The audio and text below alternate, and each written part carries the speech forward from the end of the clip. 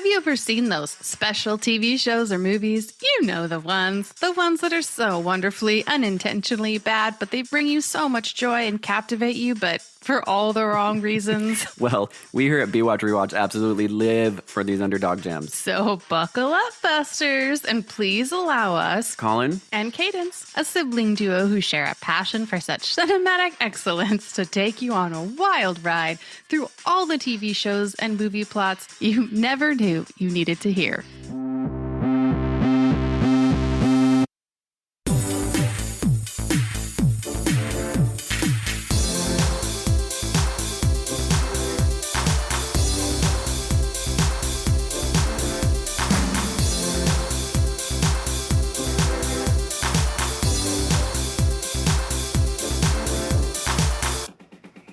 Hi, everybody. It's Colin. Hi, it's Cadence. And we are doing... Or should I, maybe I should call myself Cadencious.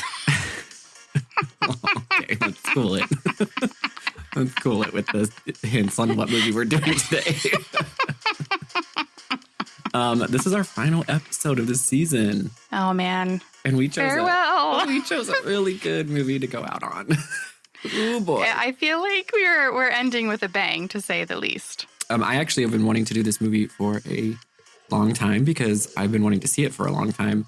And by wanting to see it, I mean, just like, you know what I mean when I say wanting to see it. I've been wanting to I know what the same way I wanted to watch Gotti so bad. Yeah, you still want me to watch Gotti so bad. I wanted to do... Love Gotti. So this movie, in our chronological timeline, it's obviously the last to be made. It was made, right, I think, last year, 2022. Yes. This is 2024. Very recent. So, yes, I know. I'm like 2 years ago. It feels like still 2021, but whatever. And I didn't know this until after I watched it, but this movie has to do with an opponent, a villain. A villain in Spider-Man. My brain was like, opponent. An opponent of Spider-Man. And then I that did not pictured sound like right. a whole sports game come out, and but villain. A villain origin story, correct. I did not know he was a villain in the Spider-Man universe. I knew Dr. Octopus, Green Goblin. Yeah, I didn't either. Those are the only two I know. You're like, I know all of them. Those are the only Green Goblin, Dr. Octopus, Green Goblin, the Green Goblin, Dr. Octopus. I know them all. Actually, I don't think I've seen any. I think I may have seen one Andrew Garfield Spider-Man movie, because I think Andrew Garfield is so handsome. I know that one. That one was an older one. Yeah, because that's what I'm saying is, like, I watched all the Tobey Maguire ones, and then I watched one of the Andrew Garfield ones. I never laid eyes on the sequel, and I never laid eyes on any of the Tom Holland ones. So I think that's the missing piece. What about the OG one, the Kirsten Dunst one? Yeah, that's the Tobey Maguire one. Oh, I thought you were talking about Andrew Garfield. You've seen the Tobey Maguire ones. I've seen all the Tobey Maguire ones. I've only seen one of the Andrew Garfield, which comes in the middle. And then Tom Holland is the last Spider-Man, and I haven't seen any of those. So I think that's where you and I are missing that piece, is that we didn't understand any of that multiverse stuff that was happening in Spider-Man, because we haven't seen those. But this is a person from one of those many multiverses. Well, actually, coincidentally enough, it kind of has to do with this movie. And I just said Kirsten Dunst. She was in the OG Spider-Man. I just watched her last night in Interview with a Vampire. Interview with a Vampire? You don't even know. I had a friend tell me about them, and I was like, let's watch it. I loved every freaking moment of it. I'm so glad you brought this up, because I had never seen it either. And good. A year ago, I watched it, and I was like, I finished it, and I was like, I have never been in my life hard for two gay lovers. I was going to say, seen something more gay in my entire life. I watched gay porn, and I've not seen anything gayer than Interview with the Vampire. Literally, Colin, I finished it, and I told everyone, I was like, that was the absolute most gay thing I've ever laid eyes on in my life. It's a gay couple that adopts a baby girl and dresses them up like a doll, and then they fight. It was so homoerotic. And the whole time I was like, so glad. Colin, you are echoing everything I have been saying about this movie for a year, like word for word. I was like, this is the most homoerotic thing I've ever seen. These two and their bullshit, they are fighting all the time. They have luscious clothes, and their French tip nails. And then Antonio Banderas comes in the mix, and it spices things up. It was the best. Oh my God. And one is obsessed with the other one. The other one wants to leave, and the other one's like, "Oh, bitch, I will make your life a living hell." I know, and then he has a baby. He has a baby to keep him there. Tricks him into staying. So he's like, "Oh, I'm so sorry. Did I bring home this child that now we're both gonna have to care for? Oh my God, I'm so sorry. You're trapped." And their movements, the way they open everything, and their eyes are very blue and green, but Antonio Banderas' eyes, his aren't, because he's Spanish, so they're dark vampire eyes. He's like, and they're always like one. moving their hair like out of their face with their like so luscious good. nails. And then Brad Pitt, there's a scene where he holds a goblet like this. Like he's a woman on a winter day drinking a pumpkin spice latte. And I'm like, Brad Pitt, your French manicured nails, slowly drinking this goblet of blood with both hands, you guys. And I'm not saying he's got both hands wrapped around it. His fingers are full out. Nicole Kidman clap at the Oscars, holding a chalice and seductively drinking this blood while Tom Cruise watches him and they talk about their baby. It is the best movie I've ever seen. No, hands down. You have no idea how glad I am that you're saying this, because I have been preaching that this is the gayest thing I've ever seen in my life for a year. I was dead. But it's good. Like, I liked it though. Don't get me wrong. I loved it. It was just very gay. Very gay. I don't know that I loved it, but I felt so happy that I watched it. Like, it was the absolute bonker balls. The whole idea, like when the one vampire like dies, gets burned to death, and then like slowly comes out of the grave, and he's just like, bitch. He's playing the piano in its full Celine Dion, When I Love You Like That. Tom Cruise is burned body playing the piano. Brad Pitt comes home with their baby girl. And dead Brad. He's like, bet you weren't waiting to see me.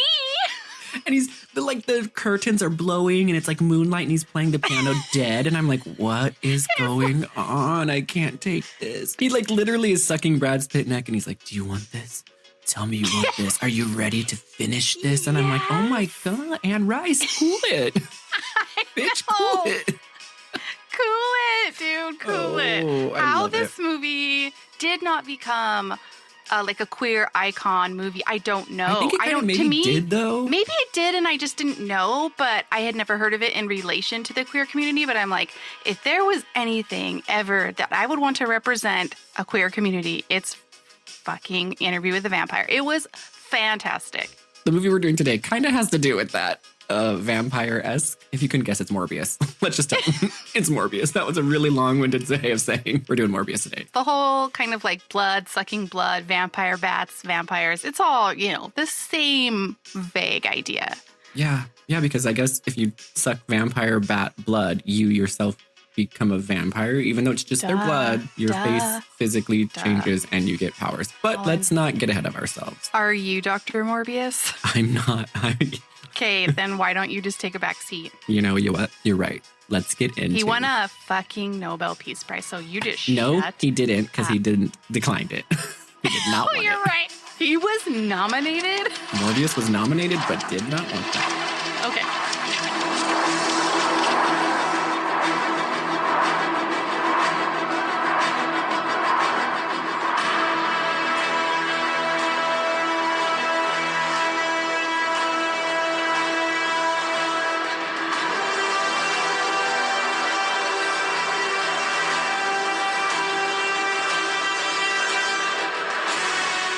Okay, so the quickest summary is that Michael Morbius is a boy born with a genetic blood disorder. That's Jared Leto, if you didn't know. He's going to die very young, and he can't walk. He has to use crutches. He has brittle bones. Like a freak. And he becomes a genius doctor in a quest to find a cure for this disease. And he has a hitch along the way, and it becomes a struggle between good and evil, or bad and good. Okay, that was a okay summary. You kind of went real vague there at the end. Well, because I was and like, then if I start he lives his life, and things happen in the movie. I don't know if you've actually seen it. You're Kristen Wiig at the Oscars. Remember when she does the movie descriptions? You get out, Buster. Like, she doesn't know any of the plot, but she's trying to say that she's watched all the movies. It was because when I just tried to do a summary a second ago, I got in way too deep, and so I was trying to rein it back so I didn't give too many details, and it kind of went the other way, and I just got real vague. You did an opening day on Greece. You should have heard her. We had to do another take. She was like, "It's a warm, sunny day in Greece." I'm like, "Okay, it's a summary." Close your eyes. It's a plot summary. Imagine this. You can feel the breeze on your skin. You're in a little chateau in Greece. I paint the picture for you. We really do. I really was. So let's start this movie. We're in Greece. We've got two, 12-year-old-ish boys. Mm-hmm. Obviously, they're friends. Obviously, they're brittle-boned freaks that can't do anything right. And they have to walk with a freak walker.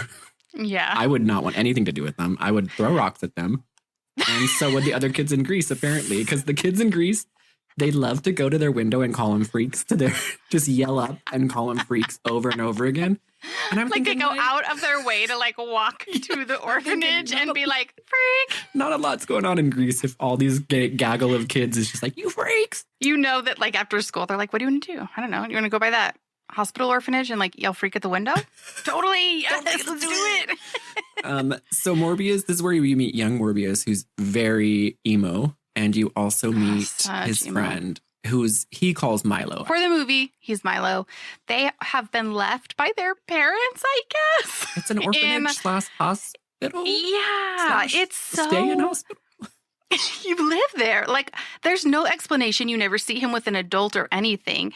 And they just get dropped off at this hospital. And that's where they live their lives as children, is just day in, day out at this orphanage hospital. And they have a very caring, loving doctor who's like a father figure who takes care of them. There are some things that happen that give you the idea that young Michael Morbius is a genius. It's not real. They're not really genius things. He just fixes something with a pen spring. Well, I think it's supposed to set up that because he becomes a doctor. Let's get it out of the way. But he saves his friend Milo's life by fixing his heart monitoring machine with a spring. So it more implies that he's a brilliant engineer, not so much a he's doctor. Kind of an engineer. But I guess it's just overall genius. Anyway, he saves Milo's life, and you know that they're bonded for life. Now, let's get that out of the way because that's just the backstory. The movie opens real wild. They go for it hard. Cut to now, Michael Morbius, Jared Leto, gets out of a helicopter somewhere in Jurassic Park world. I don't know. Yeah, you just see this wide shots of the Amazon forest, a helicopter, and a giant box being lugged by that helicopter into the forest until they set themselves down. And out pops Jared Leto, and he's got this beautiful flowing cape on. He's got long, stringy black hair, white as a ghost. Beautiful locks. And he's hobbling along. And what they're doing is they're collecting vampire bats in a giant cave in Jurassic Park world. Set the trap with them out to the cave, please. You need a doctor? I am a doctor. He's a genius. He's a genius. He's a genius. He's like, we're going to get these bats and I'm going to show you how to do it. He walks up to the front of the cave and just cuts a big old slit in his hand. And I'm like, dude, you're a doctor. Those are tendons and muscles. There's other ways to get blood. Yeah, he could easily just take a needle and do a blood draw and then just squirt some blood out. But no, he causes a very vital injury to his own hand. When, by the way, he has to put that hand on crutches to even sustain himself to walk. So I can't imagine what that would feel like. He wasn't a genius thinking about that. No, he was excited. He was. So he's like, oh, if they smell my blood, they're going to come right away. And so he's right. All of the vampire bats come flooding out of the cave. And they don't just come flooding out. There. I think the producers, they were pure more cowbell. More bats. Bats. Not enough bats. More bats. 100 billion bats come out of this cave. And then you think that's done. Nope. 60 million more bats come out. It was endless bats. And I'm like, I don't know if that's quite how vampire bats work. I think they just latch onto animals and suck their blood, but I don't think if they smell blood, they go insane. They're like sharks that way. If there's blood in the water, that's how vampire bats are. They can smell it in the air. I told myself, I'm not a doctor. Let Morbius handle this. You kind of have to watch this with that going in the back of your mind. I'm also not a genius, so maybe there's just this logic I don't understand and just be humble about it. Yeah, like, I just don't get it. My brain doesn't work like Michael Morbius, and that's okay. I'm just a sad, dumb viewer of a genius. I've never fixed anything with any spring-loaded anything, so. So they catch all these bats. They're waiting at the mouth of the cave with this giant cage where they collect as many of the 6,100 million bats that come out of the cage as possible. And we also learn from a very handy and well-placed voiceover from Michael Morbius. These are the only mammals on Earth that have evolved to feed exclusively on blood. So in order to drink it, these bats produce saliva that contains unique anticoagulants. And so he thinks he can somehow utilize all of those brilliant genetic wonders of the bat and somehow apply it to humans. You find out two really important things in the beginning of the movie. One is that his childhood friend, Milo, from the hospital orphanage, is now his very, very wealthy benefactor. And so he is paying for Michael Morbius to do all of this research because the deal is, I will give you the money if you find the cure for our disease. So that's important. Secondly, Michael Morbius is such a genius that he did something that got him nominated for a Nobel Prize, and it is artificial blood. I mean, we really weren't joking when we said genius. The movie opens like that, but then you're like, he's an idiot. Then you're like, no, he's not. He's freaking getting a Nobel Peace Prize. But he's also so humble that he says, no, I don't want the Nobel Peace Prize. Yes. Right. So he creates the artificial blood. The world's like, you have changed everything about the future of humanity. We would like to award you this Nobel Prize. And he's like, actually, no, thank you. I don't want to play into your games.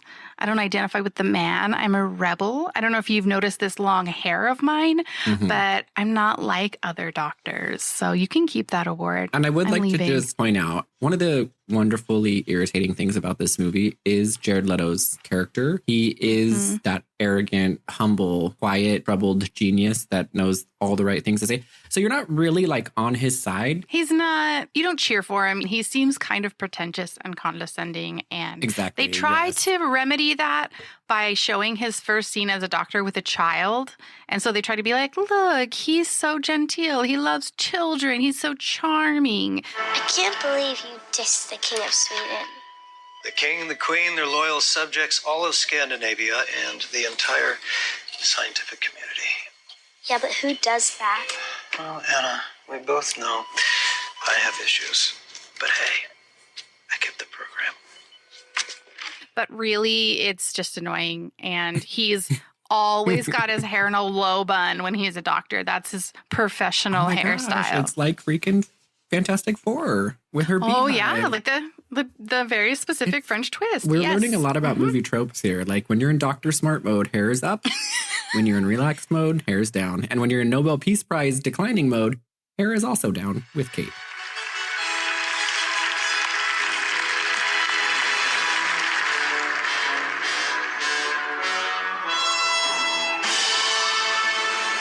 All right, so Jared Leto, Morbius.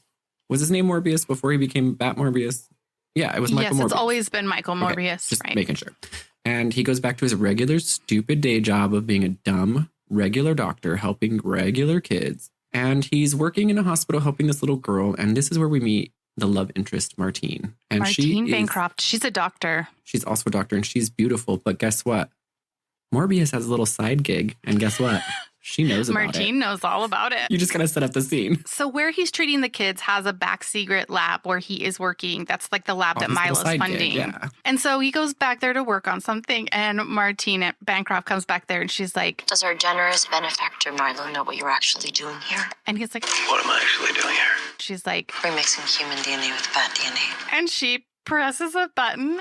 Maybe this will jog your memory. And all of a sudden, you guys, there's a tube in the middle of the room. It's probably 10 feet in diameter. And all of a sudden, the tube immediately fills up with hundreds of thousands of bats just flying like crazy. And she looks at him so satisfied, like, the first 6 digits of pi backwards is your password for everything. You should change that. See, I told you I knew what you were doing. And he's just like, what? How did you no. And I'm like, there's a whole glass tube in the middle. You don't think anybody in this hospital is like, hey, what's that giant 10-foot glass tube here? And all she had to do was press one button, a giant green found button. That one button. It says press here. Like, of course you're going to be curious. Press here to release the bats. And he's trying to play it off like, yeah, so what, bats? So what, I like bats. That is, it's fish tank. And he tries to go in and make excuses. So what like, I just I have pet bats. What's the big deal? I bought a bat aquarium. What are you meant to do? And then he's like, well, they have anticoagulation blood properties. And she's like, Morbius, these are millions of bats in the freaking back of a hospital. Like, what are you doing, bud? But I'm also kind of horny for you. That's true. I'm pretty sure OSHA would not be cool with this. I'm pretty sure. Bats, I feel like they have disease that they spread, but I could be wrong. I'm just a lowly regular doctor. No one's ever given me a Nobel Prize. So but then he has to also tell her that they're flying mammals. Just in case. Because he's so smart and a genius. He also has to tell her, Martina, those are not bats. Those are flying mammals. I'm like, Morbius, I want to shoot you. She's a fucking doctor. She's like, yeah, Dr. Morbius, I'm aware. I actually went to medical school as well. I don't need a Nobel Prize to know that bats are flying mammals, but thank you for mansplaining that to me.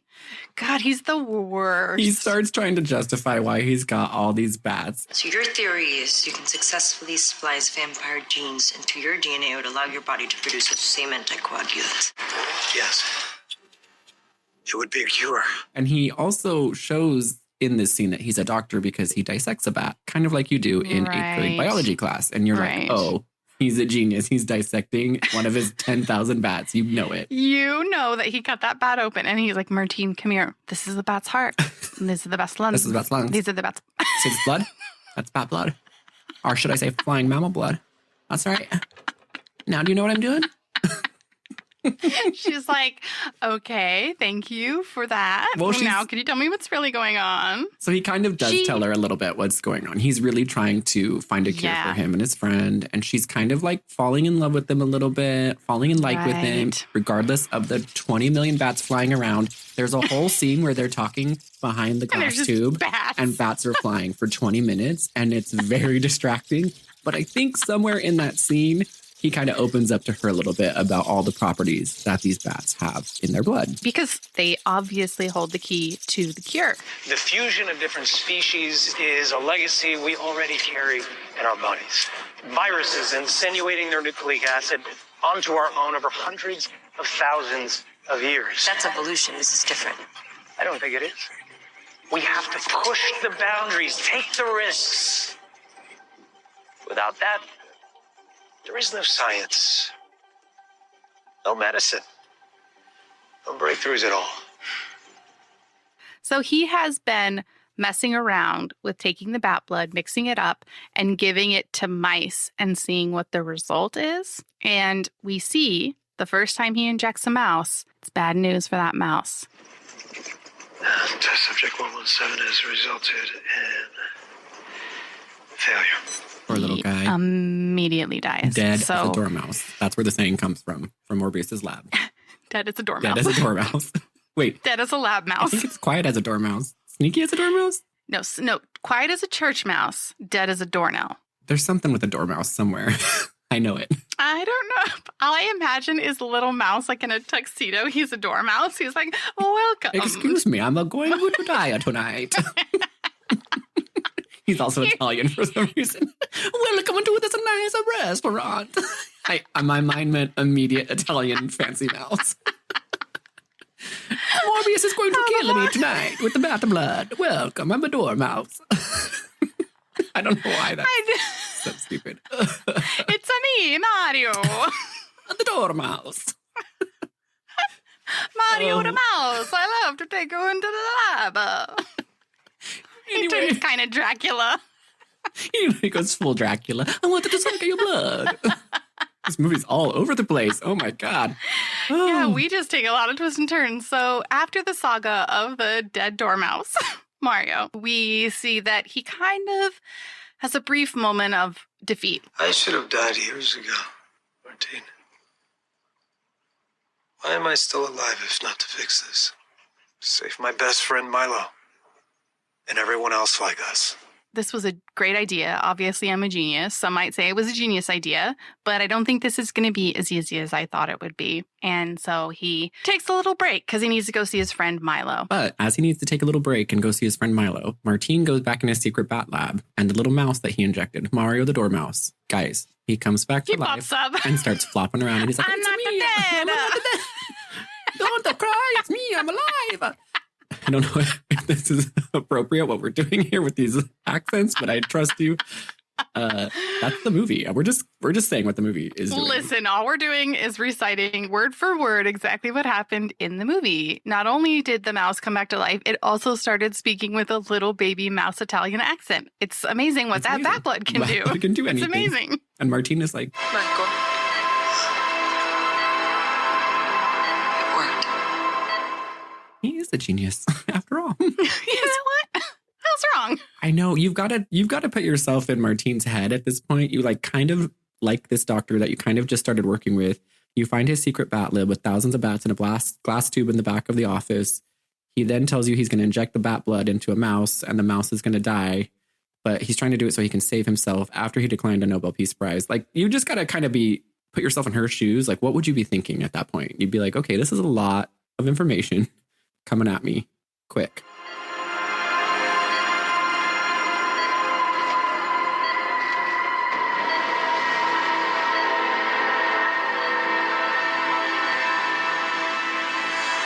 All right. So after Mario the Mouse incident, Morbius goes to talk to his friend Milo. Friend and benefactor. There's a lot going on there. You're late. I was trying out this new thing called working. Oh, yeah. I don't believe I'm familiar with the word. I don't believe you are. And they love to sit around in their cardigans and talk deep philosophical talks about how no one will ever love them. Just don't do something stupid and go and fall in love, because believe you me, there's absolutely no cure for that. Says the guy who knows absolutely nothing about the subject. Not true. I read about it in books all the time. Books? Really? Yeah. Wow. Or romantic comedies. The point is, love is not on the cards for us, my friend. It's true. Yeah. No one ever will. Our wobbly legs, no woman ever going to want to love us. What are we going to do? We're just going to grow old together. Oh, wait, we're not going to grow old because we're going to die young. They love to repeat the plot. But they really are reeling it in that they are going to die any freaking second now. And I'm like, do you talk about anything else? Anything Your normal? friend, you should ask your friend, how was the Nobel Peace Prize, dude? That's a big accomplishment. Yeah, hey, why did you turn that down? You want to talk about something about Morbius? Nope. Anything? Just exposition. No? Just going to explain the plot one more time to you. So Morbius says, hey, I am working on something. Highly experimental. Ethically questionable. Very, very, very expensive. I knew that was coming. And not exactly legal. Oh, and it has to be done in international waters. I cannot tell you for legal reasons, because if you know and I get in trouble, then that implicates you. And I just want to keep you out of this. But I am going to need some money. And Milo's like, how much money? And he's like, well, enough a lot of money. A giant secret floating lab. Right. He wants to have a lab on international waters so that he can't get in trouble for whatever happens there, clearly. So Milo's like, You have everything you need. anything you want. I'm never going to have a wife to marry and give my money to, so you got it all. Don't worry. So they do it. Immediately, he sets him up with a giant floating lab in the middle of the ocean. It's perfect. That's what friends do. That's what friends are for. Yeah. I'm saying you That's guys what just friends go are in for. together. Just be Interview with the Vampire status and live out your last days together do on that it. boat. Just do it, right? And Milo is being taken care of by the same doctor who took care of them both as children in the orphanage hospital. And it's like, you guys got a dad. Yeah. You got each other. You got each other. You guys are could. handsome. You got a Nobel Peace Prize. You got money enough to buy a lab on a secret boat in international waters. What are you You guys thinking? could have a nice, good partnership for the rest of your little But you know lives. what? Morbius is like, no, I am too smart and I am too humble and I am too determined to get us a cure for our little blood disease that makes us have feeble bones. And so we see them at the lab on the water, international waters. And this is where the movie like really picks up. I mean, I guess if you want to call it really picking up. The beginning scene was a wild ride.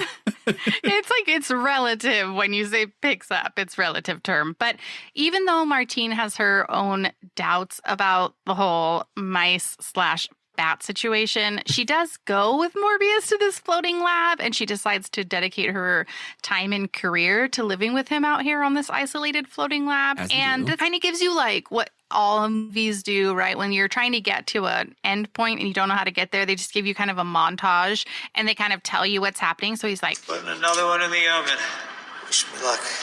The moment of truth. Success, Martine. We did it. Test 243. Human trials. trial 1162. Like, so you know they've been trying this this for a movie is really all long time. Exposition, you guys. It's literally him talking into a recorder, just telling himself what's happening in the movie. The movie doesn't actually happen. We just get told what happening, I guess. If that makes when sense. I used to be like in college and stuff and I really wanted to be a writer, they used to always say you don't tell in your writing, like you show in your writing. And I felt like this movie was the epitome of that problem. They were just like, this is what's happening. You may not see it, but it is happening. And this is the story. When they get together, they repeat the storyline, and then he's literally telling himself what's happening. The amount of shit that this man records into his micro recorder so that he can remember it, when all it does is explain the plot for the viewer, is mind-boggling. There's minutes and minutes and minutes and minutes. And it's like he's giving you a recap of all that's happened so far and all that will happen. And you're like, I've been watching the movie. Yeah, like, I'm clear about what's happening. I'm in the theater and no one else is here. I see the movie happening in front of me. I get it. You don't have to explain it into your mic recorder anymore. Anyway. Point being, it lets you know through the dialogue that they are on test 500,000. They've been doing this for a long time. And after all of these tries, guess what? The mouse finally survives and the mouse immediately becomes healthy. And they're like, nailed it. And Morbius is like, I can be a human trial now. Don't need to try this on any more mice. Just the one will do. I'm going to immediately inject it into my own veins. I feel like that's a great idea. He got a little excited and he injects it to himself. Well, Martine injects it into him. Glad it's you. Even though she doesn't think it's a great idea. I guess she's so in love with him. She's like, sure, I'll inject you with this weird bat blood mixture. Well, I should also say, she straps him down on a gurney. That's how you know shit's going to get real. Real tight. I know this is painful, but you got it. That's how you know it's a setup for disaster. Yep, and then just leaves him. But he's got this like little tiny frail brittle bone body before, straps him down, injects it into his spinal cord. Instantly, you guys, we're not really sure as a viewer. This is one thing he did not explain to us in his little microphone. Vampire bat blood mixed with human blood. It might give you some of the benefits of vampire bat blood. Like it might not coagulate. You might, be a little bit stronger and not get sick as much, but it doesn't physically like anything change. that happens in the little mammal will start to happen in the big mammal. Let me just break this down for you. I never saw a mouse grow like vampire teeth and fly around with red eyes and get super swole because he also gets super swole. You make a good point. And the little mouse, that never Mario's like, oh, look at these muscles. He's like raging just with red eyes, just biting everybody. Like, that didn't happen to the mouse, but it happens to the human. As soon as she injects it into his spine, he turns into Morbius, the Batmaster. The reveal, though, is a little more interesting than that because she injects him. He's strapped down. He starts shaking violently. She's in the lab, kind of like keeping an eye on him, but also doing some work. And for no reason at all. So there's like a ship crew there. That's like the blue collar, like they have to do all the maintenance for the ship. Yeah, you got to pay for that right. too. So one of them just literally, they're playing cards and he's like, I'll be right back. I'm going to check on the doctor. and then he walks in and Martine's alone. And he immediately just starts to harass her. Like there's no pretext, there's nothing. He just walks in and starts being a dick. Shouldn't be down here. I can be wherever I want, nurse. It's doctor, actually. I'm afraid you're gonna have to leave. Doctor. Sure, I can see it. But you're still the help, just like me. You can tell all that by just looking at me, huh? And here I thought you were just another jacked up dumb shit. Get out. She starts getting nervous and she looks over and the chair that Morbius was strapped down to is empty. And she's like, bum, bum, bum. She knows it's about to get real. So immediately he starts killing everyone. There is no delay. He immediately kills every Can't single control one the of bat. those Can't workers. control the bat feelings. Bats need to kill. Vampire bats need to kill, ASAP, kill. That's all vampire bats think about. So he does save Martine. Of course, he doesn't kill her because he loves her and he still has like some room in his little bat heart for her.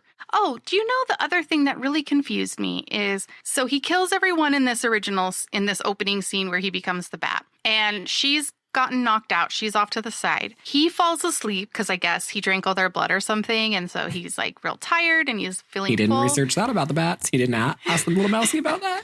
Side effects. So he lays down and he wakes up and he like goes into the light and his face is normal again. He doesn't have weird bat face. So I was like, oh, it's sort of like a vampire situation. The sunlight affects his face and he only looks like a bat in the dark. But then at other times you see his bat face. So it comes and goes, right? Like there's no logic for when the bat face appears and disappears. And you think there is going to be logic explained. Nope. You assume he can control his bat urges because he's in love with this woman, but it really doesn't explain, like, it doesn't really do any of that. There's no exposition for that. I for sure thought was like, oh, okay, so I get it. There is some semblance of like logic to when he transforms and what his symptoms are, but it really isn't. And it's we forgot, he gets a beautiful manicure every time he is a bat. He grows these luscious long nails. Spends a lot of time on the ceiling. Lots of time on the ceiling because apparently, even though he's not a flying mammal, he can somehow levitate and dance around on the ceiling, which again, he's a genius. Let's not ask questions. This is what happens when bats. Don't overthink it. So he calls the police after he turns back into human form. Mayday, mayday, mayday. This is the LCV Myrna. Call letter 3X5Y. We are 13 nautical miles off the coast of Long Island. Request immediate airlift. Repeat. This is the LCV Myrna. Mayday, mayday, mayday. He says, like, you're going to need to come out. We have an emergency. But he leaves. He immediately leaves. Do we know how he gets back to shore? He jumps off the boat. He jumps off the boat. Oh, I somehow missed that then. You missed it. Jared Leto's little body jumps off the boat in the middle of international waters. That is hilarious. I guess when you're a bat, you know how to swim. You know how to swim you do. And swim far. Oh, it's so ridiculous. You did miss that. Totally he jumps off the side. That. His little body splashes. So he's supposed to swim 13. I think they said they were like 13 miles off the shore of New Jersey or something. And it's like he swam 13 miles. Yes, he did. Oh my, that makes it even stupider. I didn't even see that. I was like, maybe he took a little jet ski back or something. I don't know. He took a little speedboat. The next day on the TV, of course, Milo sees that 13 million bodies are found on this boat. Early this morning, an unmanned cargo ship was discovered near the eastern tip of Long Island with multiple bodies on board. Authorities are not making any comment at this time. But there are reports of one survivor, and we have learned from a high-ranking Coast Guard official that the vessel was flying a Panamanian flag when it drifted in from the international. He's like, oh, Morbius, what did you get into? You told me this was illegal and you couldn't tell me what you were doing, you stinker. But now he's like really like, oh, geez, he's up to something. This is also where the police enter to the scene because the police are called, right, to go to the International Waters Station. And they're like, something is not right about this. And you see these two cops throughout the movie. They are kind of comic relief in a way, but not that funny. 8 bodies running IDs right now, but apparently they all shop at the same mercenary supply store. But they're like... All the bodies that you're looking at are nearly drained of their blood. So, what hunts at night drinks human blood? This is strange because none of these guys have any blood. They've got bite marks. They recover Martine. One survivor, a Dr. Martine Bancroft. Can we talk to her? Now, if she wakes up, she fell down and hit her head, apparently. She's alive. They take her to the hospital. She's still knocked out cold. When she wakes up, they try to get some information out of her. You were out there conducting a major experiment. Just hoping you could shed some light. I'm having a little bit of a hard time remembering what happened that night. Sure. Let's go. And she just says, like, listen, guys, I hate to tell you this, but I cannot remember a darn thing. So you're going to have to look elsewhere for your answers. So they are hot on the trail of Morbius. It's not hard to be. He just killed a bunch of people on a boat. They're like, huh. The doctor was here. He's not here anymore. And all these people are dead. Who's funding this giant ship in international waters This all seems with a a little secret strange to me. lab on it?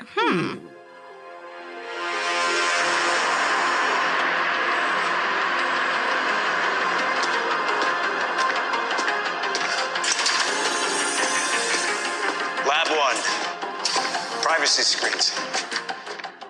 All right, so he's back at his secret lab. Martine is in the hospital, not giving any info to the cops. Milo's at home wondering what the hell Morbius got into. The police are wondering what happened to all these guys and why is their blood all gone.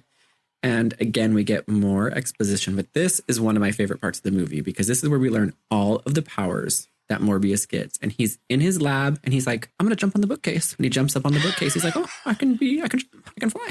His eyes turn color. He's like, echolocation. And then he like somehow throws a ball and closes his eyes and can catch it.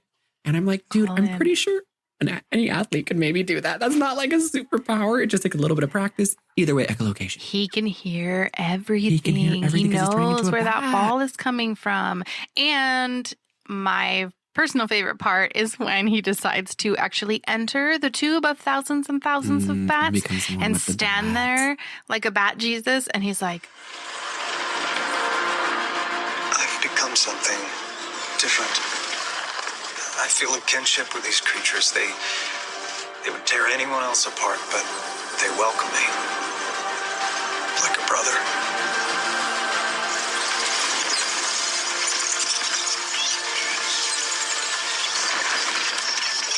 these bats normally go after everyone, but they treat me like I'm a brother.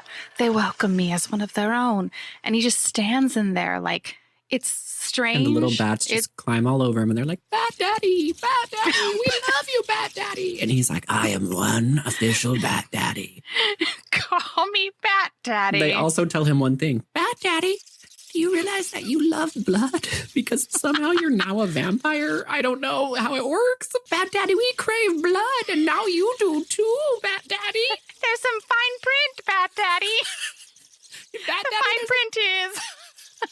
You have echolocation, super strength, you can dance on the ceiling, and you crave blood. Sorry, we forgot to tell you this, Bat Daddy. We're so sorry. We tried to tell you, but you didn't speak our language sooner, Bat Daddy, so now's the first chance we have. Now that you have some of our blood in us, you can speak our language, Bat Daddy. I'm so sorry. Well, if you didn't catch that, the bats we love living in this tube. We love having no place to land and just flying really nice in circles. We want you to let us go free back to Jurassic Park, Bat Daddy. But we do learn in this montage of Bat Daddy that he does crave blood, which is, again, you don't know if he's a vampire or if he's just got vampire bat blood in him, because I don't think that's how vampire bat blood works.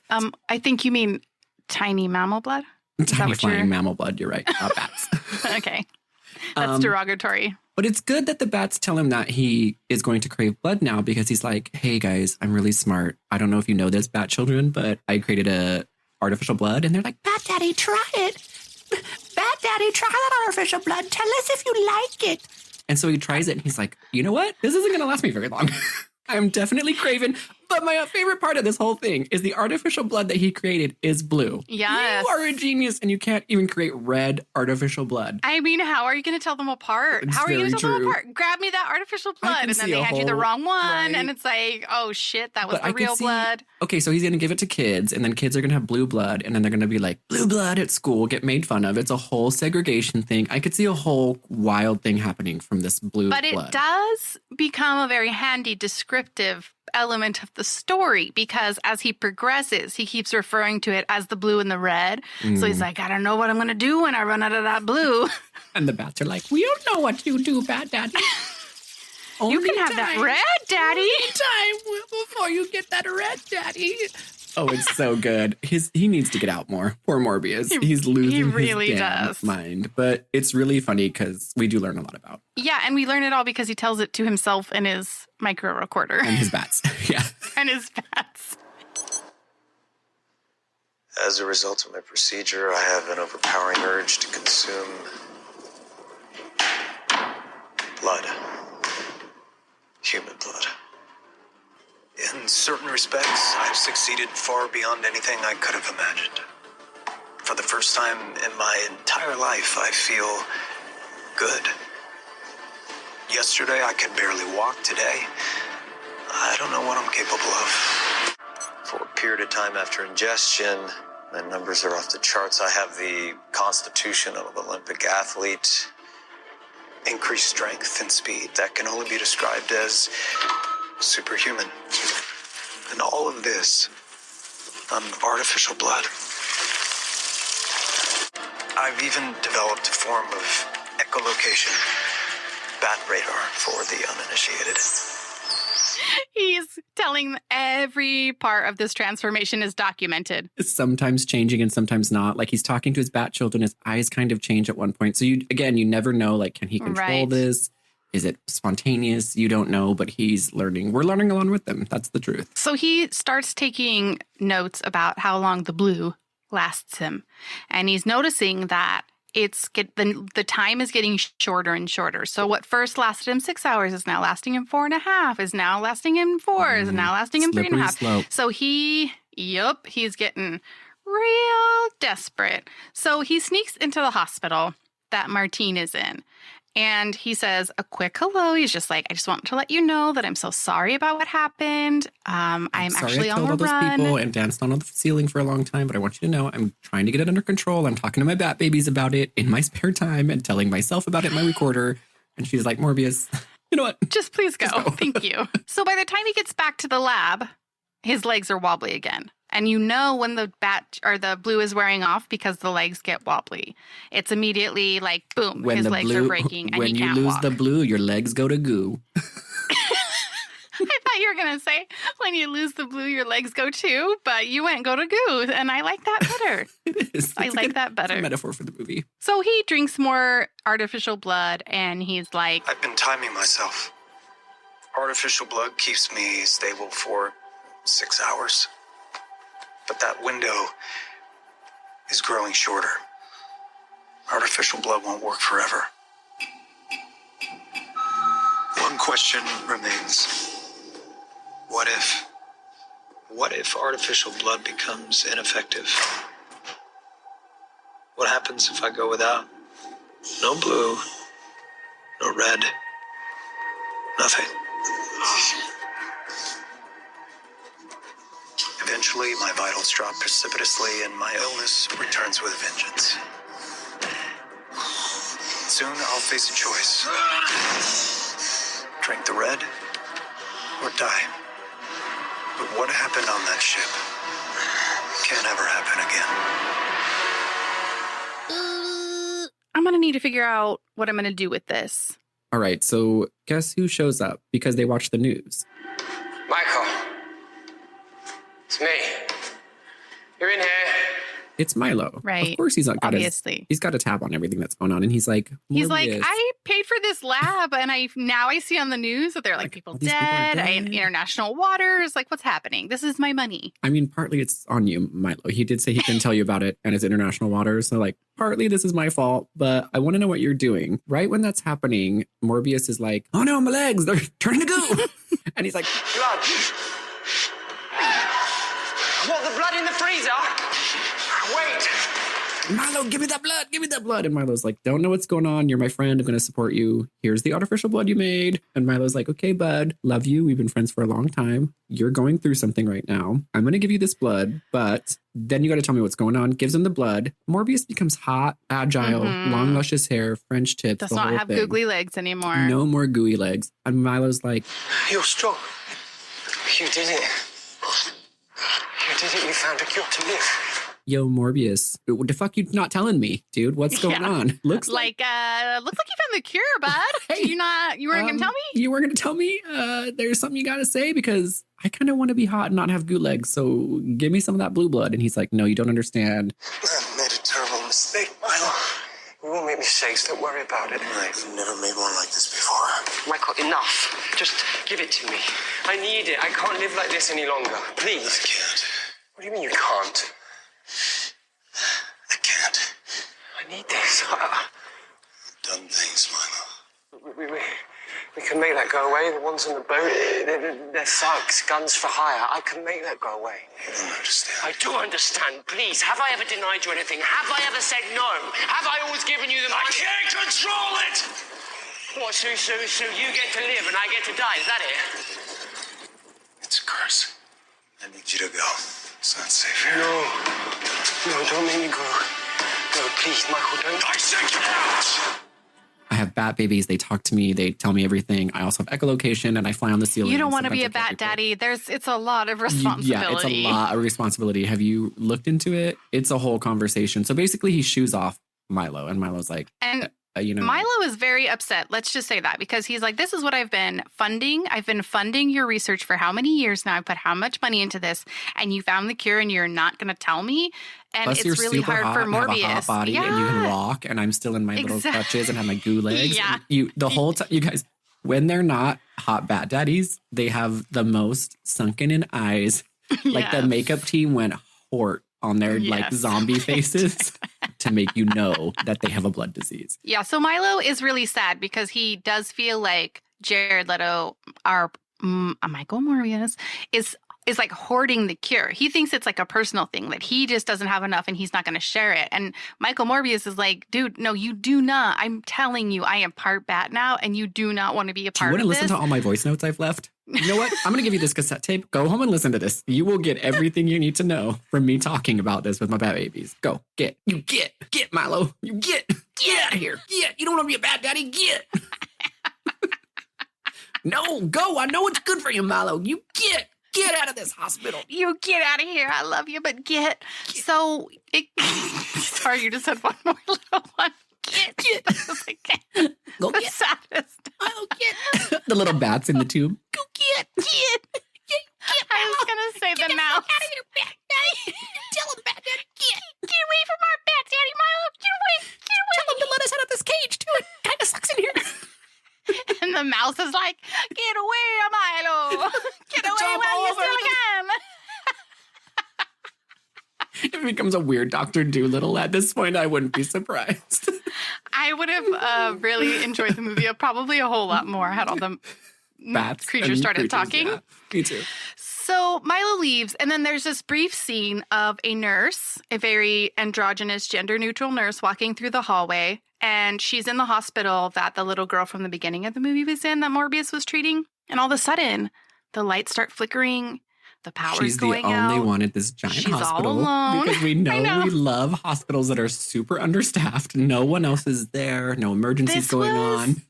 Very reminiscent of Face Off, where when like all the surgeons leave, they just leave Nicolas Cage there overnight without a face. They're like, it's 5 o'clock somewhere, gotta get out of here. Nobody. They literally. And there's not a soul.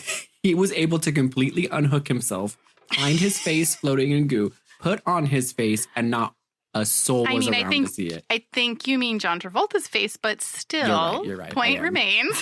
Point remains. He calls. He has a cigarette. He steals the Vicodin. He watches an old movie. And not calls a nurse his around. friend. Not one nurse. Not anybody one janitor. around. Not one security guard. Nope. So it is like that. So she's running around. The power's going out. Hello? Who's there? Hello? And then all of a sudden it cuts to black and you realize something got her. So the very next day, Michael Morbius goes to that very hospital, and he is in that very hospital room with that very little girl visiting her. And as a viewer, I'm thinking like, Morbius, you succumbed. Right. You went for that red, and I didn't want you to. I'm rooting for you, buddy. I'm not really rooting for you. I don't care at all because I don't have any character development. But in my mind, I'm rooting for you not to kill that androgynous nurse. But in your head, you're thinking, you did it, Morbius.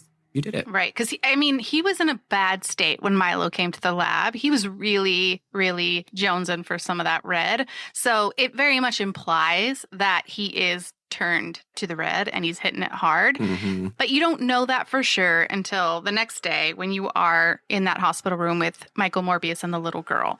So as she's talking to Dr. Morbius, his little ears, little bat ears, all the little hairs in his little bat ears stand up. Which is weird because bats don't hear. They echolocate. So it doesn't really make any sense. Sorry, flying mammals. Sorry, my bad. Flying mammals. You need to stop. Flying mammals don't quite derogatory hear. terms for bats. They echolocate. So in order to hear that commotion going on outside, he had to have been like...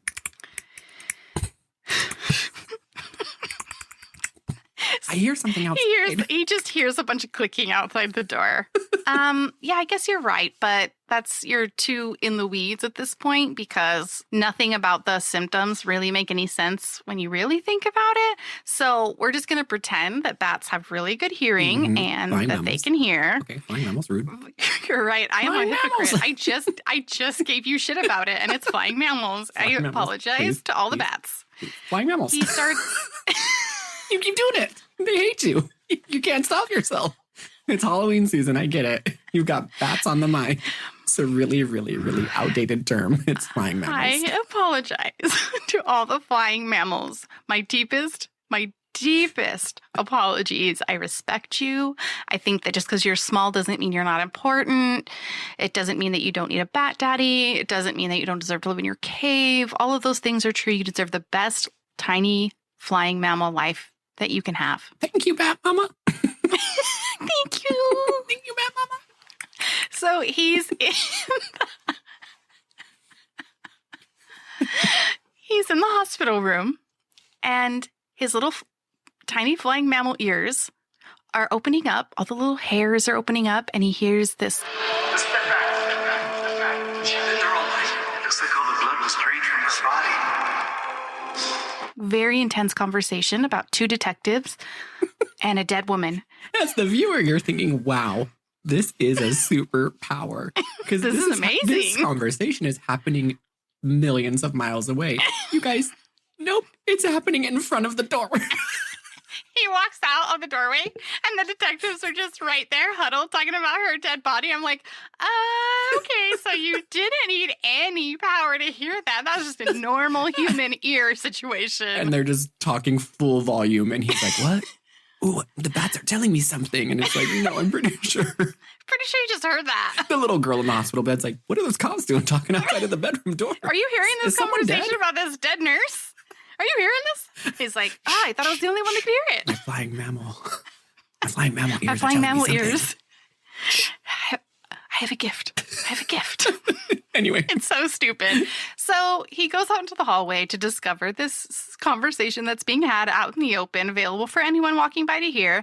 And they're putting two and two together. Back at the police station, they have put together the research. They have found out that Morbius is the person who had the lab and who was working in the international waters.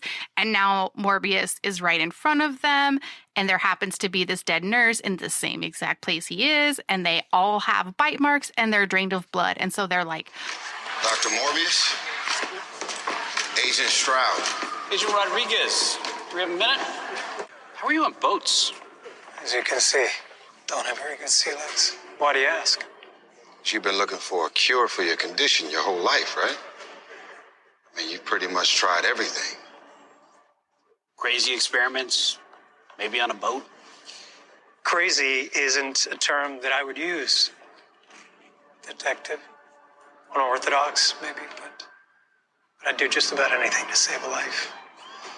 I'm sure you can understand that. Anything else I can help you two with? Doc, got a couple more questions for you. Yeah, you're coming with us. so they arrest him.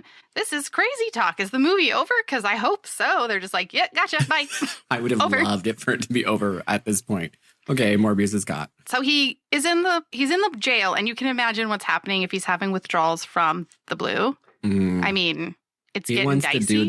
he wants to do the blue hardcore face down in a big old tire. He is ready for that blue. He's so horned up for that blue. And he gets a little call. They're like, your lawyer's here. And he's like, what? I didn't call any lawyer. The bats did. His bat friends did. They're like in the tube. They're like, if one can escape, they can press a little button on the phone. Can you help our bad daddy, please? Our bad daddy got arrested. We'll bathe in cool. The lawyer's like, you know what? Tell me where. Tell me where to go. I'll show up. I'll be there. Yeah, the bats, I mean, here's the thing. Is tiny flying mammals. I apologize. Here's the thing. The tiny flying mammals have given their powers to Morbius, right? But what we don't see is that Morbius has also given them some powers. So they kind of understand the judicial system. They understand that he deserves the right to a lawyer and self-defense and all of those things. And so they're like, let's call a lawyer. They get got that the worst rolling. end of this deal. They got all the worst. Like they got the sense of a human being. Like, okay, the bureaucracy of it all. We've got to call a lawyer. Innocent The until proven stress of a guilty. society. Okay, I gotta put down a down payment. Do we have to pay a bond? What kind of Do social we have security enough number do I money need? for bail? We've been saving up for so long on Jurassic Park Island to get a new cave. But you know what? We'll put it towards Morbius. Oh, we're going to lose our whole retirement plan. It's fine. Whatever. He's our bad daddy. That's what you do Wait, for do you family. even have social security? I do. Wait, you don't have a 401k? Is it vested? We're going to have to dip into that to get Bat Daddy out of jail, guys. Sorry. They're just overcome with like an intense knowledge of just the weird societal rules we have, the judicial system, retirement plans, our financial system. That would be it's the best great. movie. We see it from the bat's point of view. They're all shifting in the cave. And it's like, whoa, oh my gosh, did you guys hear that? Taxes, it's April 14th. Like something's coming up. I have this weird sensation. And they're like, what's happening, bat friend? And he's like, I don't know. All of a sudden. I'm all of a sudden feeling like, I don't know, like insane panic at the feeling of being alive. Just this crushing stress that I am in a form and I am sentient and I know what's happening around me. Do I have student debt? Do I have Did I take out a loan? What is this? What's the interest rate on that? Shit. Oh my god. The bat superhero, the bat superhero, the Morbius of the bats just helps people do their taxes the whole time. He helps the bat colony do the taxes. It is great. I can call you a lawyer. I can get your taxes done. I know everything there is to know. Just ask me anything. That is the movie I want to see. I would have paid a lot of money to watch that compared to this one, but here we are. So he gets this call that his lawyers come, and he's like, I didn't call a lawyer. And as we talked about, his bat children called. But in walks Milo. You look terrible. Lawyer, huh? I don't remember you ever finishing law school. Because I didn't. I mean, if one of us was going to end up bright orange trainers, I would never have guessed it would be you. You're not capable of that. I know that all you've ever tried to do is help people. You don't belong here. This place is for terrorists and drug lords and God knows who. Michael, we need to get you out of here in whatever way possible. And Milo's like, I told them I was your lawyer, but I wasn't. And he has a little conversation with Morbius, as well as drops him a bag of the blue. Sneaks him in a little bag of the blue. Guess they didn't search his body, but whatever. They don't search lawyers' bodies. So here's the important thing that happens. Morbius is in this jail cell. Milo comes, leaves him a bag of the blue, walks out the jail cell. Morbius drinks that blue. He glances over by the door, and there's a very important little signal right there. Do you remember what it was? No. It's Milo's cane. It's his cane. Oh, I didn't catch it's Milo's, that. So it gave him a little hint, signal. Like I took the bat blood, and now I knew. Oh, because I was wondering how that happened.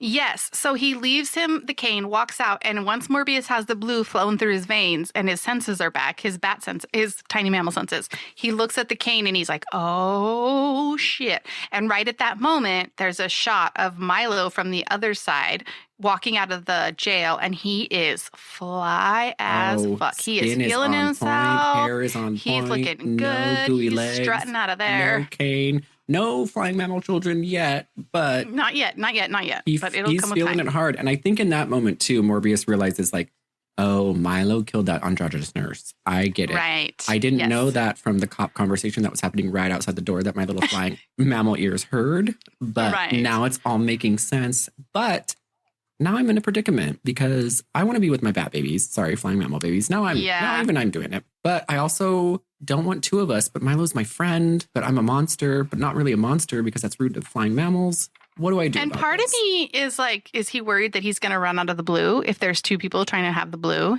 Like there's not enough blue to go around. There's no character development to know if he's that kind of person or not. Is there a limited amount of blue? I mean, if it's artificial blood that he's created, can you just make as much blue as possible? What are the ingredients? It's like, well, couldn't you just use all of that money to make artificial blood? Like Milo's funding everything. So just make endless amounts of artificial blood. And then you're good. Or if you want to get really dark, Milo's super rich. Just find a bunch of bums on the road, kill them. That is super dark. Jesus. Sorry, you're like, out. You know what? Just find some people who don't have anyone who loves them and get rid of those fuckers. I've been watching too many evil rich people movies. Invite them over to play some kind of weird game. Shoot them. Tell the lawyers you don't know where their body is. It's easy. Like, just do it. It's not that hard. You got all You the have money. You can buy yourself out of prison. It's fine. You can get the best lawyers. You have tons of money. You're going to find legal representation. Nobody knows who these guys are. Way more eloquently because I've been watching a lot of movies where the rich get away with a lot of stuff. That was a social commentary I was trying to make. I did it a really bad way.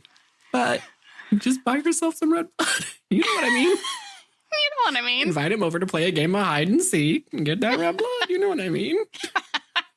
I was going the more ethical route. Like, you got endless amounts of money. Like, just make all that artificial blood. Right. It's fine. Actually, you're right. That's the more correct way to go. But you went right for the jugular, so to speak. I went for the, like, Hunger Games weird. Yeah. The weird Eyes Wide Shut games. I got it. Yeah.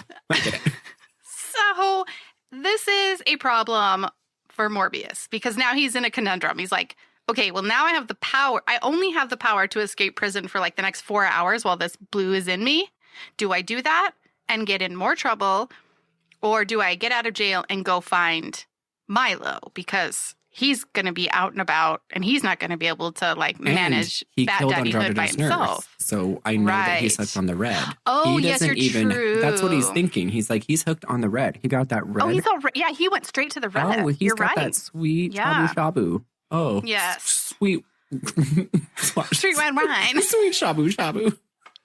He's got it. So you're right. So he's panicking because he's like, he's clearly turned. I got to rescue him. But I also, if I break out of jail, it creates a whole legal implication for me. So and I don't in want the my end, bad babies to be able to deal with that. And he's left his my bad cane. babies will be orphaned. I know I can't put my bad babies in foster care. Like, it's a whole thing. He's like, I know I killed the guys on the ship, but I didn't kill that nurse. But she was definitely drained of her blood. So if I didn't do that, then Milo definitely did it. Questions going on in his mind. And it's like a moral conundrum because he doesn't want to break out of jail and do something wrong. But at the same time, he's like, if I break out of jail, then I am saving more people from Milo, Craven the Red. So while he has his powers for that little 4-hour window with the blue, he does choose to break out of the prison and try to find Milo. Oh, you know what? The other thing I forgot to say about Milo's visit to the prison is that he has a flask that they also didn't take off his body when they searched him. And he's sipping that blood out of that flask like a little sass. He's like, oh, this flask here, this little flask. Once you get a taste of that, once you get a taste of that red, you become ultra like just suave, confident. You got that swag on. And that's definitely how Milo was.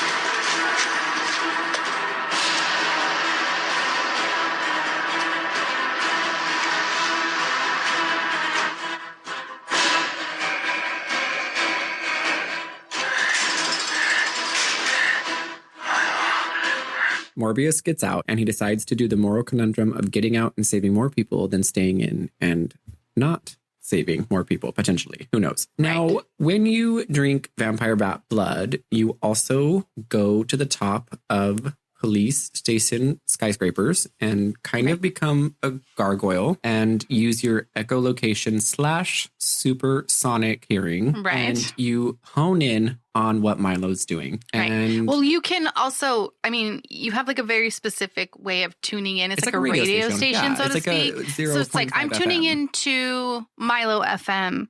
And I only want to hear Milo FM.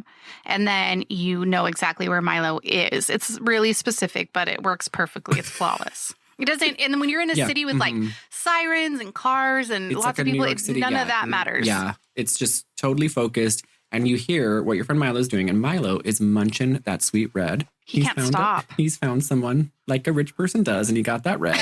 He got that sweet red. At that point, Morbius is like, Milo! Got me. You see? I knew you could do it. You took the serum even after I warned you. Whoa. What am I going to do? Lay down and die? Thank you for the death wish, bro. I tried to protect you! Protect me from what?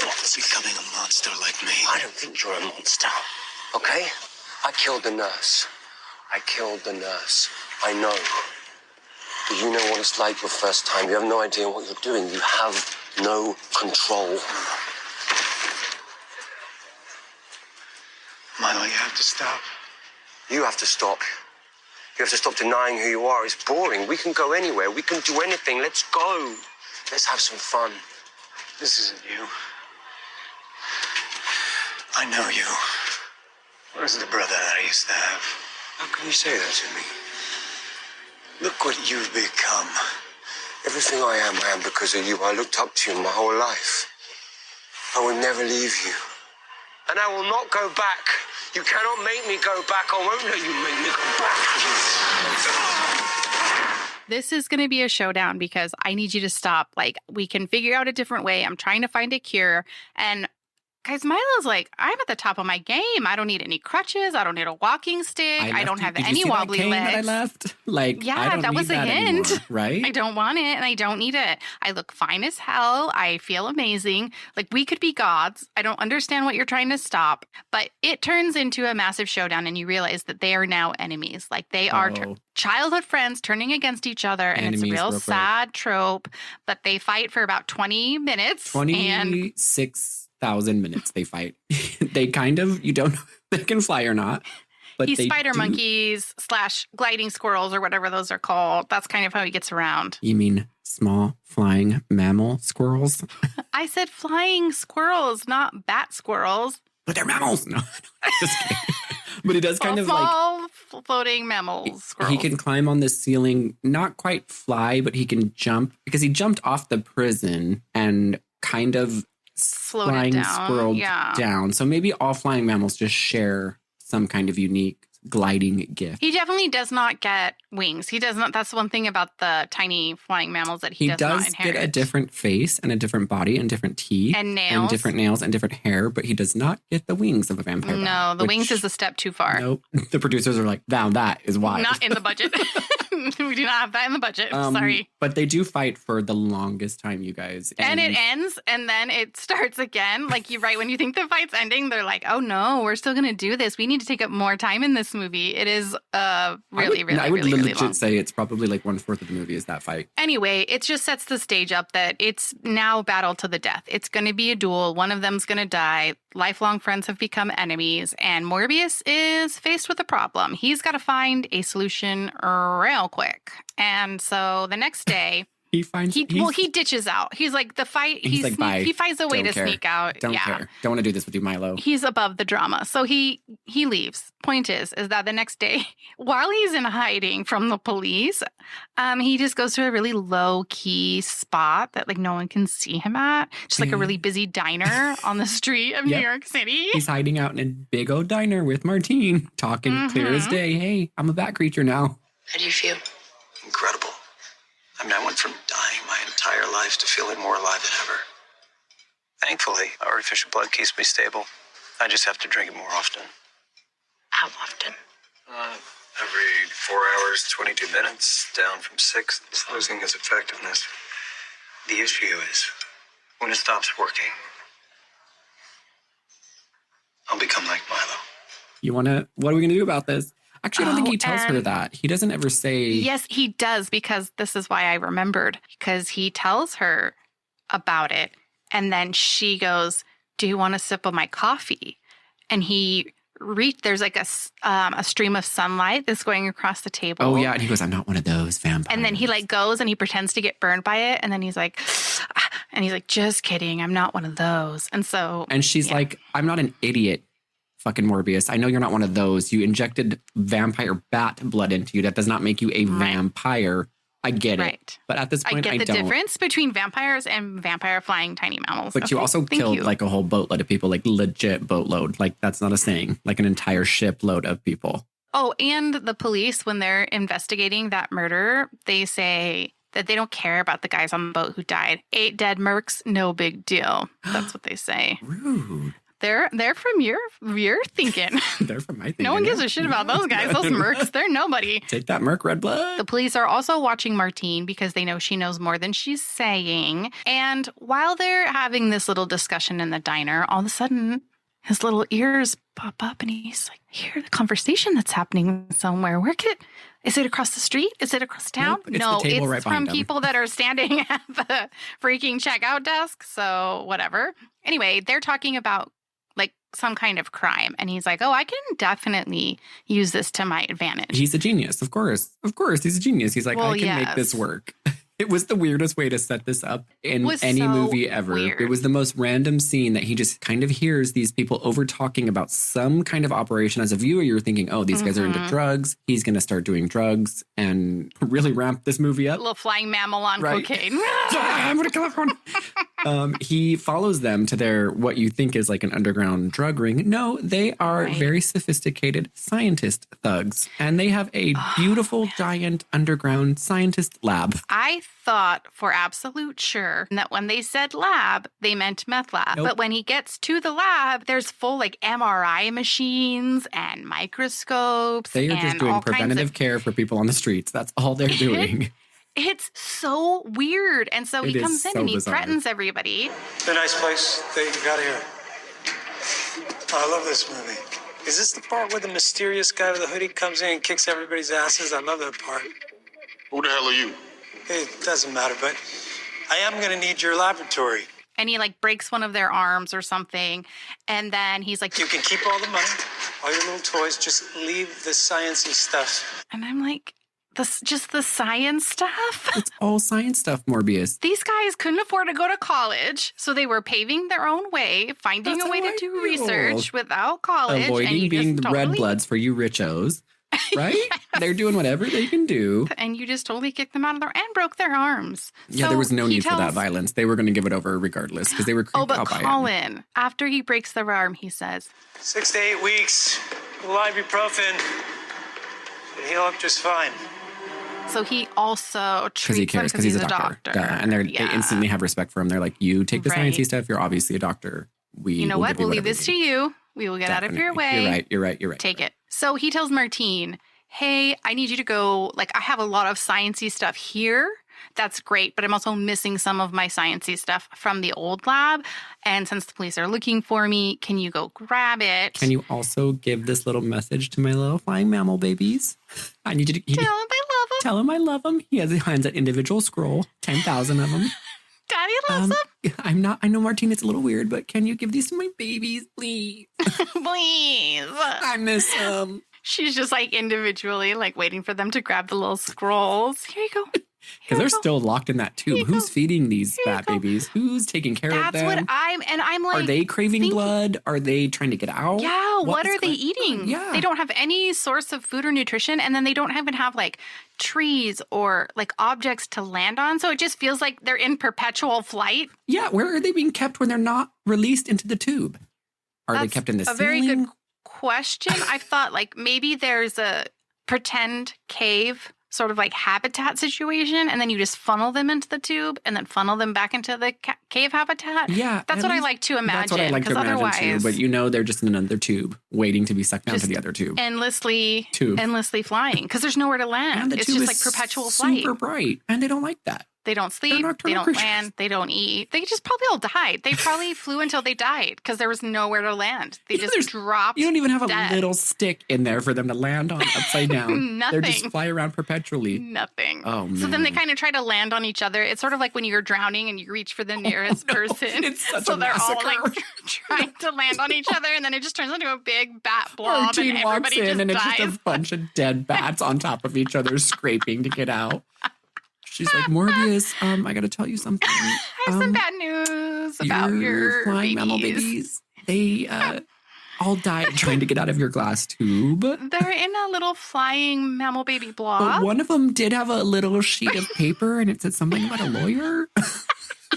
I did get a recommendation for legal counsel. So as they were passing away, they were thinking of you. They loved you so much, Morbs. So many questions. Anyway.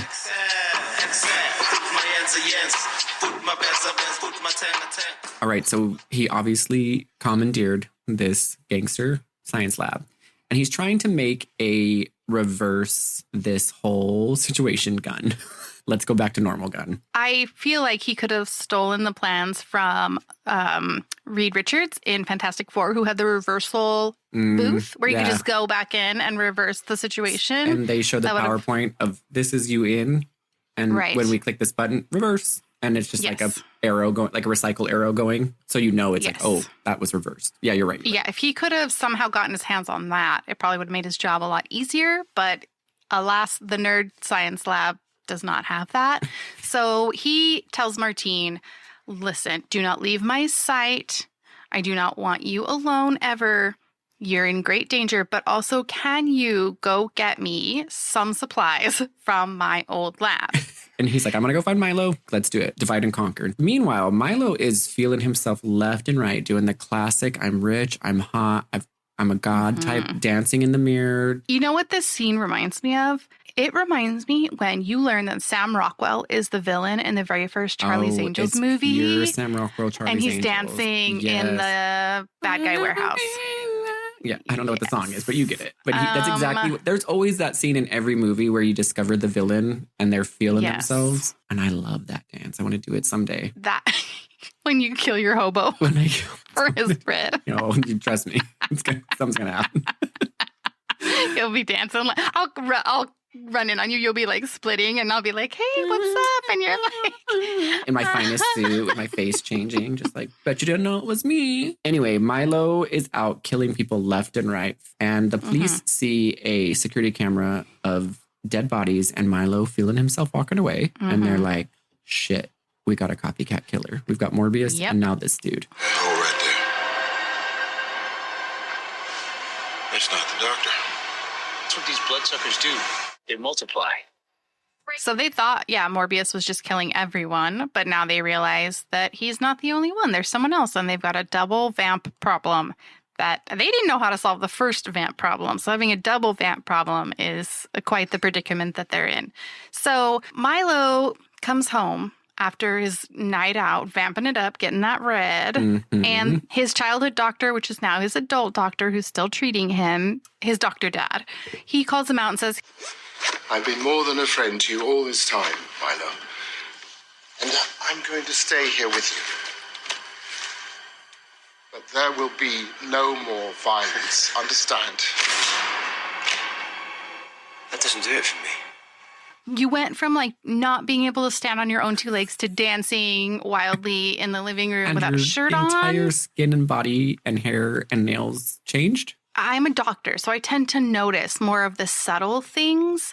And you've gone through so many subtle changes that maybe aren't noticeable to anybody else, but I can see them with my doctor eyes.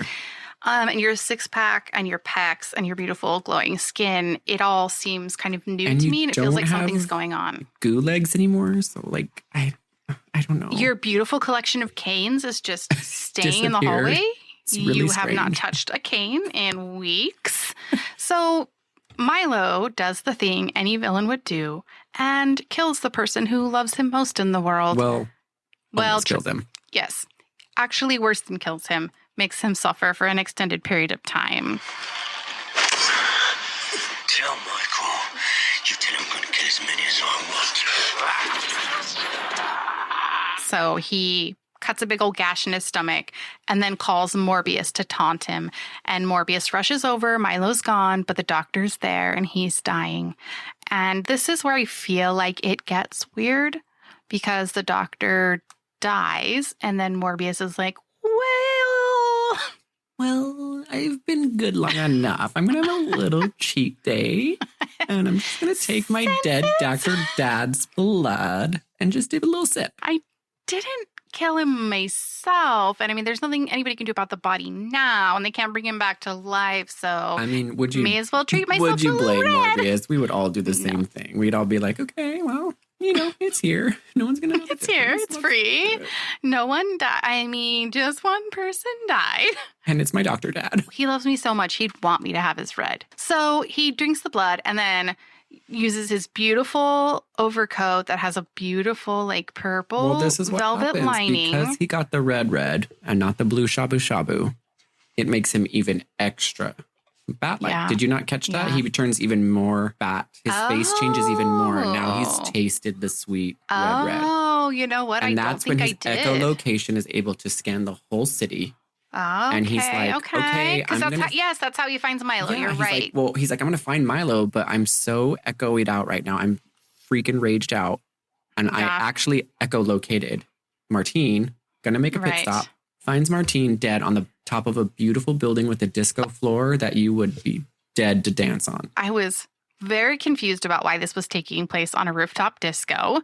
There's no context whatsoever, but Milo has lured Morbius to this spot, this rooftop disco. He's like, listen, I've been doing a lot of dancing since I feel great. I thought maybe we could just have a little party. He loves killing people and luring luring Morbius. It's like he really does, because he does the exact same thing as he did with the doctor. He mortally wounds her. You know what? Maybe he was doing it to prove that like Morbius would be tempted if there were like the red right in front of him. Do you know what I mean? It's like an interview with the vampire. He's obsessed with Morbius. He wants to be his lover. He's trying to capture him with all this weird gaslighting. Yeah, because he keeps saying like, we could be gods, like together we could rule the world. And so he does kind of want to just taste this and we can run away together. Yeah, that's probably it. Okay. So she's laying there about to die and she says, make it mean something. He's like, no. And he goes to kiss her and she bites his lip. And then a drop of his blood falls onto her lip. She erotically lips that drop of blood right into her mouth. And then she dies. And what she meant by make it worth something is, go ahead, have my red. I'm going to be dead. And at least you can fight Milo with it. So he very much jumps at that opportunity. Drinks all that red. He's like, okay, Mike. She's like, okay, not so quick. I still got a little, I'm not quite dead yet. She's like, hey, Morbius, just wait 1 second. So she dies. He goes, takes her red, fights Milo, fight to the death. It is a whole big across the entire city. We're not going to get into it because it's boring as hell. But the pinnacle of this fight is he calls all of the bat babies, all of the little flying mammal babies. 17 million bats. Bat babies come out of the tube. We don't know how they finally figured out to escape. They got a lawyer. They kind of came out of the sewer. Yeah, they come out of advocated for their release. It's weird. They come out of the sewer and all over. Like there's literally, again, when you think you've seen enough bats, you have not seen enough bats. They take over everything. And they kill Milo because they don't have a connection with him like they do with Morbius. No, because there is one brief moment right before Milo dies where they are like, he's laying there kind of like on his deathbed essentially. And he's like, Michael, you can't kill me. It's me. You can't kill me. You gave me my name. Remember? I remember everything. You gave me my nickname, remember? And Morbius is like, yeah, obviously I remember. I'm the one that gave it to you. I'm a genius. But point is, bat babies came through. It's true. Bat babies came through. But right when Milo dies and you think it's ending, you did bring this up and I did actually just see it again. Martine, her little eyes wake up. And it only makes sense because Cadence brought this up to me. She sucked because obviously now she's a vampire because in order to be a vampire in classic vampire lore, as I learned from Interview with the Vampire, which I watched last night, you have to drink the vampire's blood to become the vampire. So that's why she bit his lip seductively and drank the blood. I don't know if she knew that or if she was just really into the moment, but either way, she wakes up and it implies now that she is a female vampire hunter, vampire. She's resurrected, but he doesn't know that. I guess she's just on top of that dance floor. Yeah, because he makes a run for it. And would the bat babies kill her? If they killed Milo so quick, are they going to kill her? Well, he controls because them. They know that, they know that Bat Daddy loves her and they're not going to hurt her. They're never going to. But where is he going to keep all those bats after this all ends? Where is he going to keep those bats? How is he going to feed them? Do they do his bidding for him or is he going to do the bidding? Do they go find the blue or the red? Do they turn into one big bat creature that takes over? Like, there's a lot of questions I have about that. There are a lot. And there are bats that lived in the Amazon. So how they will make that switch to a city or even somehow upstate New York life. That's a whole nother story. They were bats in the Amazon. Now they've got to live in the city. And it's just a big old romantic comedy. They're wearing like little glasses, little vests, sweater vests. Or like getting double used latte to it. Make it the blue. So dumb. But that's how the movie ends, you guys. There is also no follow-up. You know, like the whole time, this whole movie, the police are on the trail of Morbius/Milo, and they have their own whole like subplot of their story, and then they just end. Like, you don't ever catch up with them. They just are done. They just they never show up again. Morbius. You never will catch up with him. He's got his bat babies to take him wherever he needs to go. You know what? Also, we should say this. 2 things. 1, we are trying to start a Facebook group and get like more interaction with people because we love talking about the movies here, but then we don't want to stop talking about the movies. So you can join us on Facebook. And then secondly, we've been debating. And Reddit. Well, yes. And I guess I just, that was the other thing, was Reddit. I started a Reddit. And so I think most people know about the Instagram, but I started a Reddit just so we could talk there. And then if you don't have Facebook, you can go there. And then there's a Facebook group. And then we're trying to get TikTok going, but we're old, so it's taking a while. The other thing is we have kind of debated about doing a little episode, kind of standalone, about the J-Lo movie, This Is Me Now. Her musical movie extravaganza. I have been pushing for this I want to, for sure. So we have actually watched this on our own time for the fun of it. Not once, but twice. Twice. Two times.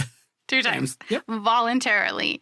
So we are going to put that to good use and make an episode out of it. We're actually going to do a trilogy. We're going to do the movie musical extravaganza, and we're also going to do her documentary about that musical extravaganza.